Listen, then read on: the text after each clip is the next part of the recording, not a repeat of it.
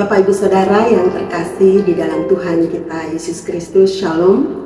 Selamat pagi, salam sejahtera untuk kita semua. Kita bersyukur dipertemukan kembali di dalam sarapan rohani Jemaat Galang Ninghyang Ngabyan Base pada hari ini, hari Sabtu tanggal 9 November 2024. Sebelum kita akan memulai segenap aktivitas kita untuk sepanjang hari ini, mari kita mendasarinya dengan firman Tuhan. Namun sebelumnya, mari kita datang kepada Tuhan di dalam doa.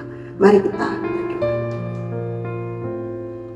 Ya Tuhan Allah Bapa kami yang di surga, Bapa yang maha kasih, Bapa yang maha baik, Bapa yang selalu memelihara kehidupan kami dengan cakapnya. Kami bersyukur Tuhan karena Engkau telah memelihara kehidupan kami. Dari malam hari Engkau di dalam peristirahatan kami, Engkau lindungi kami Tuhan, sehingga pada pagi hari yang indah ini Tuhan, Engkau kembali memberikan kami nafas kehidupan, di mana kami akan memulai segenap tugas dan tanggung jawab kami untuk sepanjang hari ini. Namun sebelumnya Tuhan, kami rindu untuk mengawalinya dengan firman Tuhan, sehingga apapun yang kami lakukan untuk sepanjang hari ini Tuhan, didasari oleh firman Tuhan. Kirimkan Roh Kudus-Mu Tuhan, sehingga apa yang kami bisa renungkan pada pagi hari ini bisa kami mengerti dengan baik. Terima kasih ya Bapa, ampuni segenap dosa dan salah kami Tuhan, sucikan kami dan kuduskan kami sehingga kami layak untuk mendengarkan firman Tuhan. Di dalam nama Tuhan kami Yesus Kristus kami berdoa. Haleluya. Amin.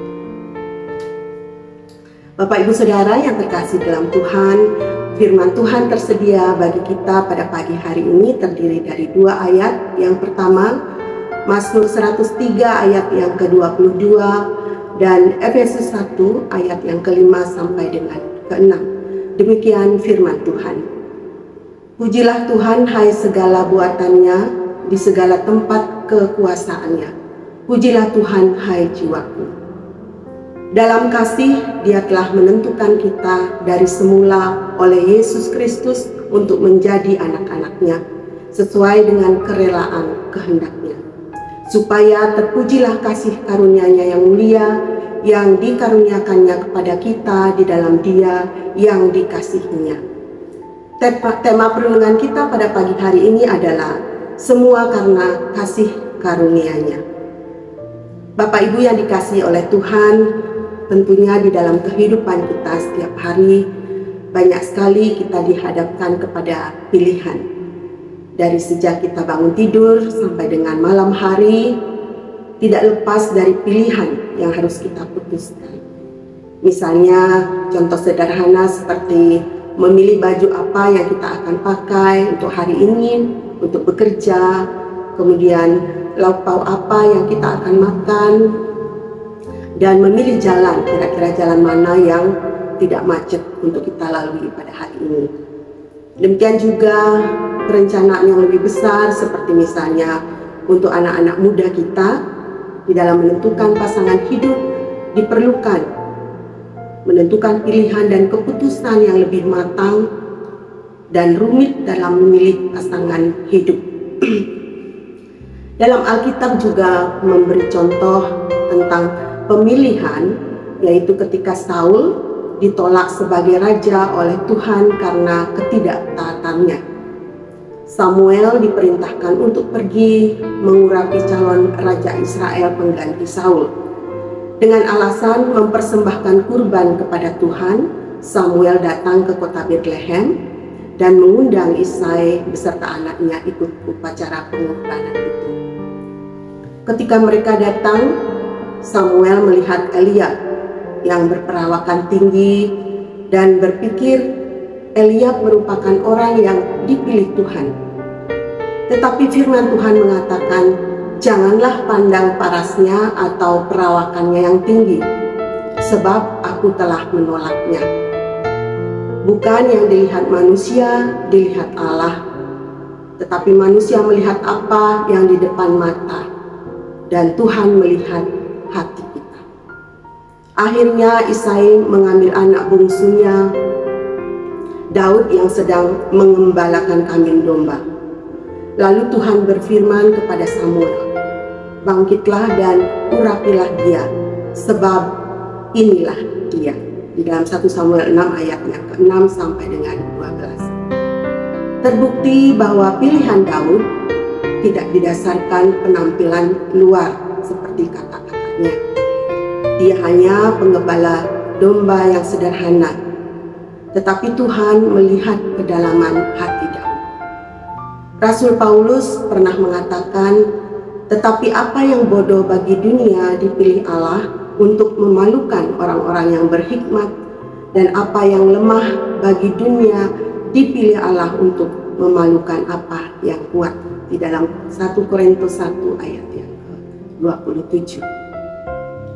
Bagaimana dengan firman Tuhan berkaitan dengan kita sebagai umatnya? Di dalam 1 Efesus pasal yang keempat menuliskan, sebab di dalam Dia Allah memilih kita sebelum dunia dijadikan, supaya kita kudus dan tidak bercacat di hadapannya. Allah memilih kita tidak dilakukan oleh siapapun kecuali Allah di dalam Kristus Yesus. Bahkan waktu pemilihannya pun ditentukan oleh Tuhan, yaitu sebelum dunia dijadikan. Pilihan atas hidup kita merupakan kedaulatan Allah, bukan berdasarkan kuat dan gagah yang kita miliki yang dapat menguntungkan pemilihnya, namun pilihan Allah justru menguntungkan kita yang dipilihnya. Bapak, Ibu, Saudara yang dikasihi Tuhan, bagaimana Allah memilih kita? Sesuai dengan firman Tuhan di dalam Efesus 1 ayat yang ke-5 sampai dengan ke-6, firman Tuhan hari ini mengatakan, dalam kasih Ia telah menentukan kita dari semula oleh Yesus Kristus untuk menjadi anak-anak-Nya sesuai dengan kerelaan kehendak-Nya, supaya terpujilah kasih karunia-Nya yang mulia yang dikaruniakannya kepada kita di dalam Dia yang dikasihinya. Sangat jelas Allah memilih kita berdasarkan kasih karunia. Kasih karunia yang mempunyai arti anugerah, pemberian dengan cuma-cuma atau tanpa pamrih, kebaikan Allah, kemurahan Allah, ataupun berkat. Di dalam kasih karunia tidak ada unsur manusia sedikit pun, tetapi sepenuhnya merupakan karya Allah.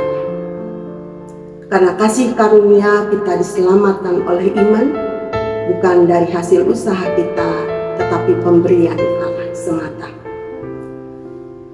Bapak, Ibu, Saudara yang dikasihi Tuhan, seringkali kita tidak menyadari bahwa hidup yang sudah menjadi milik Allah kita pakai untuk kepentingan diri sendiri.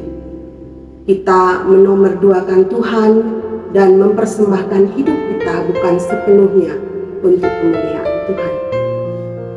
Jika kita menyadari bahwa Allah memilih kita karena kasih karunia-Nya, bukan karena kriteria yang kita miliki, sudah selayaknya kita mengucap syukur kepadanya, mempersembahkan hidup kita untuk memuliakan nama-Nya, dan selalu siap melayani Dia. Seperti firman Tuhan hari ini di dalam Mazmur 103 ayat yang ke-22, pujilah Tuhan, hai segala buatannya, di segala tempat kekuasaannya, pujilah Tuhan, hai jiwaku.